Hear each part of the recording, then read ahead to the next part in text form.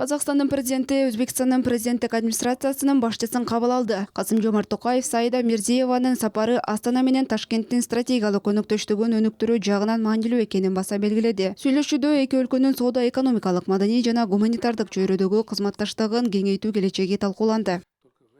В наших политических системах Биздин саясий системаларыбызда президенттердин администрациялары чоң роль ойнойт жана мен администрациялардын ортосунда активдүү ишкердик байланыштарды өнүктүрүүнү ар тараптан колдойм. Биз канчалык тыгыз өз ара аракеттенсек, Борбор Азияда туруктуулук камсыз кылуу, аймактык кызматташтык бекемдөө үчүн ошончолук жакшы болот. Анткени Казакстанда, Өзбекстанда бир катар көрсөткүчтөр боюнча ири мамлекеттер болуп саналат. по целому ряду показателей. Мамлекет башчысы Шавкат Мирзиевке жылуу каалоо тилектерди жолдоду. Жооп иретинде Саида Мирзиева Өзбекстандын президентинин чын дилден саламын жеткирип, ал Казакстан менен көп кырда өз ара аракеттенүүнү теңдетүүгө дайыма өзгөчө маани берерин белгиледи.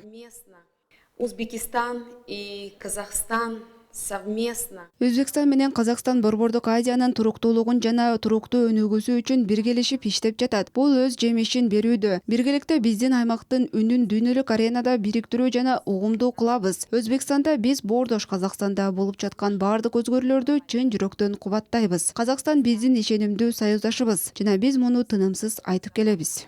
Который сегодня происходит в братском Казахстане. Казахстан наш надежный союзник.